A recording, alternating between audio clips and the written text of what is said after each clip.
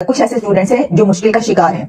ये बात अपनी जगह पर सही है कि इंडिया ने बड़ी एक कमाल महारत का मुजाहरा करते हुए वहां से 2 फ्लाइट्स के जरिए कहा जा रहा है कि कुछ 600-700 के करीब स्टूडेंट्स निकाल कर वो ले आए हैं और अपने मुल्क वापस पहुंचा दिए। इंडियन गवर्नमेंट की ये प्रायोरिटीज थी, उन्होंने अपने स्टूडेंट्स को हेल्प करने के लिए वहाँ का उनको वीजा फ्री किया और वहाँ से अपने स्टूडेंट्स को निकालने का एक रास्ता निकाला। आपकी फौज बिकाऊ फौज है, जनरल्स करप्ट जनरल्स हैं। आपकी फौज सिर्फ और सिर्फ आपके अपने निहत्थे लोगों को मार सकती है, बाकी न ये इजराइल से लड़ने के जोगे है न इंडिया से लड़ने के जोगे है। ये फौज आपकी भाड़े की फौज है। बाबू ने बैक ट्रैक ये कह किया कि नहीं मोदी ने भारत की तरफ से रोका और मैंने पाकिस्तान की तरफ से रुकवाया। उन्होंने ये पूरा क्लेम कर दिया कि वो पाकिस्तान को ओन करते हैं और पाकिस्तान में आसिम मुनीर वहाँ बैठा हुआ इस बात को कॉन्टेस्ट भी नहीं कर रहा है। ईरान ने ये धमकी इसको ना कहें तंबीह जो है वो तमाम इर्द गिर्द के मुल्कों को भेजी है। कतर की उन्होंने जिम्मेदारी लगाई है क्योंकि कतर के साथ उनकी बातचीत है। उन्होंने कतर को ये कहा है कि तमाम इर्द गिर्द के मुल्कों को बता दें, स्पेशली मुसलमान मुल्कों को जाहिर है कि जिसकी भी जमीन हमारे खिलाफ इस्तेमाल हुई फिर वो अपने मामला का खुद जिम्मेदार होगा।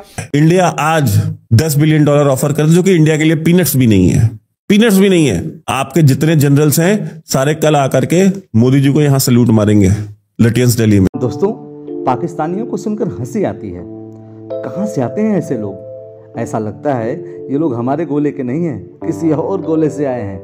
कितने तेजस्वी हैं ये लोग। आप सभी हंसते रहिए और पाकिस्तानी कॉमेडी का मजा लेते रहिए और चैनल को सब्सक्राइब करना और शेयर करना ना भूलें। धन्यवाद।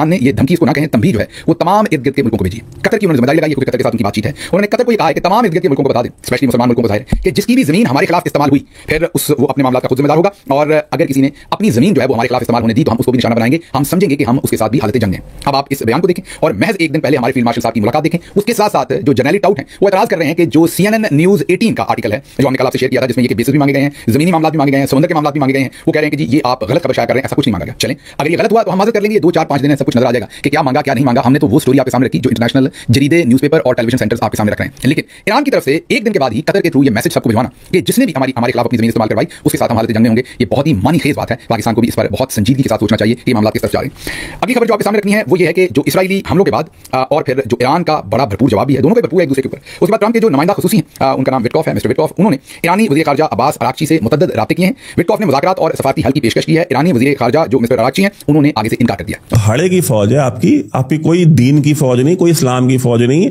आपका बम कोई इस्लामी बम नहीं। अगर तुम्हारा बम इस्लामी बम है तो कब यूज होगा ये बताओ, कब यूज होगा? पूरे ईरान के अंदर घुस करके मार रहे हैं, कब यूज होगा वो? तो आपका बम भी कोई इस्लामिक बम नहीं है। वो बम का जो बटन है वो बटन अमेरिका के पास है, तुम्हारे पास नहीं है। ये जो इल्यूजन में थे आपका इल्यूजन दूर कर रहा है आसिम मुनीर। ईरान वॉर में, अफगानिस्तान वॉर में किया मुशर्रफ ने, अब इस वॉर में ये दूर कर रहा है। बड़ी बड़ी कहानियां किससे आप छोड़ दें। आपकी फौज बिकाऊ फौज है, जनरल्स करप्ट जनरल्स हैं। आपकी फौज सिर्फ और सिर्फ आपके अपने निहत्थे लोगों को मार सकती है, बाकी न ये इजराइल से लड़ने के जोगे है न इंडिया से लड़ने के जोगे है। ये फौज आपकी भाड़े की फौज है। इंडिया आज $10 बिलियन ऑफर कर जो कि इंडिया के लिए पीनट्स भी नहीं है, पीनट्स भी नहीं है। आपके जितने जनरल्स हैं सारे कल आकर के मोदी जी को यहां सल्यूट मारेंगे लटियंस दिल्ली में, प्रधानमंत्री आवास पे आकर के। ये आपकी फौज की औकात है। तो बाकी हमारे जो भाई हैं आप लोग हमें सपोर्ट जरूर कीजिए, चैनल आपके सपोर्ट से चलता है। और एक जो डोनाल्ड ट्रंप की जो बात थी मैं वो क्लियर कर देता हूं। डोनाल्ड ट्रंप ने जो बोला कि भाई मोदी जी को बुला रहे थे कि भाई मोदी जी, और मोदी जी ने स्नब कर दिया, नहीं गए। पहली बार ऐसा हुआ कि भाई यूएस प्रेसिडेंट किसी को बुला रहा है और सामने वाले ने मना कर दिया कि मैं नहीं आ सकता। वो इसलिए क्योंकि वो चाहते थे कि एक तरफ मोदी जी को बिठाया जाए और सामने आसिम मुनीर को बिठाया जाए और वो बैठ के बीच में चौधरी की तरह चौधराहट करे। ये बात मोदी जी को पता थी। और आप आसिम मुनीर को मोदी जी के बराबर में बिठाएंगे, ये मोदी जी क्या इंडिया में, मतलब इंडिया का कोई भी इंसान इस चीज को एक्सेप्ट नहीं करेगा और ये बात मोदी जी को पता थी, तो वो उन्होंने इसलिए मना कर दिया। दूसरी बात कि कहते हैं ट्रेड डील्स, हम बिजनेस डील, मैंने कल इसके बारे में ट्वीट भी किया था, आज फिर बता देता हूं। ये जो गलतफहमी है ना अमेरिका के या डोनाल्ड ट्रंप को कि भाई ट्रेड डील करके हर चीज सॉल्व हो जाती है। देखिए इंडिया की जो डिग्निटी है, हमारा जो आत्मसम्मान है, हमारी जो सेल्फ रिस्पेक्ट है ना, वो किसी ट्रेड डील पे कॉम्प्रोमाइज नहीं होती, क्योंकि डिग्निटी और सेल्फ रिस्पेक्ट प्राइसलेस होते हैं। और ये बात प्राइम मिनिस्टर मोदी को पता थी। जस्ट बिकॉज वो एक गुजराती हैं तो ये समझ लेना कि गुजराती आदमी उसको बढ़िया डील दे देंगे, उसको बढ़िया बिजनेस दे देंगे तो ये अपनी डिग्निटी, अपने ऑनर पे कॉम्प्रोमाइज कर जाएगा। तो ये गलतफहमी, और ये गलतफहमी डोनाल्ड ट्रंप को नहीं दुनिया में बहुत सारे लोगों को होती है। पिछले 24 घंटे में पिछले 24 घंटे में टीटीपी ने नॉर्थ वजीरिस्तान में कुल मिला के 16 हमले किए हैं। उसमें से 20 से अधिक पाकिस्तान के सिपाही और अफसर मार दिए हैं। अच्छा, और हमले भी कैसे किए हैं? ड्रोन से हमले किए हैं। इन 16 हमलों में से तो कुछ हमले ऐसे हैं जो टीटीपी ने ड्रोन से किए हैं। अब पाकिस्तान के एयर डिफेंस की क्या स्थिति है, आप इसी से समझ सकते हैं कि टीटीपी आराम से अपने ड्रोन उड़ा रहा है नॉर्थ वजीरिस्तान में और जम के हमले कर रहा है, और इनके भाई लोग जो हैं वो मारे जा रहे हैं कचरे की तरह। और दूसरी तरफ आसिम मुनीर मियाँ जो हैं वो बैठे हुए हैं कहाँ? अमेरिका में। अच्छा, दूसरा और जो फॉलोआउट था वो भी आ गया है सामने। देखिए, मेरी जो भविष्यवाणी थी वो कोई भविष्यवाणी नहीं थी, मैंने कोई कुंडली देख के नहीं कही थी। ये जो कुछ भी कहा था वो विश्लेषण था। कुछ लोग अपने विश्लेषण को भविष्यवाणी बता देते हैं, लेकिन मेरा विश्लेषण था और वो पूरी की पूरी तरह जो स्थिति है उसको आकलन करके ये कहा गया था।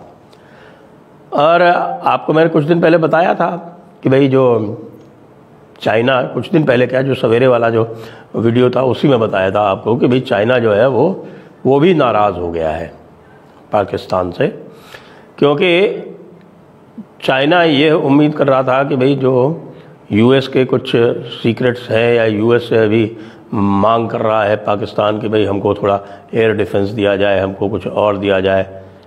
यूएस इस पर जो है वो कह तो रहा है, ऊपर से आपको पता है ट्रंप की बात का कोई भरोसा नहीं है।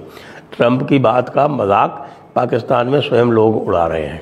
उनके जो जर्नलिस्ट हैं वो चैनल्स पर जाकर और यूट्यूब पे जाकर ये कह रहे हैं कि भाई ये ट्रंप जो है वो दिन में 4 बार बात बदलता है, और ये अगर आज ये कह भी दे कि साहब हम आपको मॉडर्न वेपनरी दे देंगे, इसका क्या भरोसा है। और मॉडर्न वेपनरी देने के चक्कर में ये हमारे ऊपर क्या कंडीशंस लगाएगा, हमारे कौन से टेररिस्ट को कहेगा कि हमको हैंडओवर कर दो, या कल को ये भी कह देगा कि साहब आप अपने टेररिस्ट को भारत को हैंडओवर कर दो, क्योंकि मोदी से भी बहुत काम है।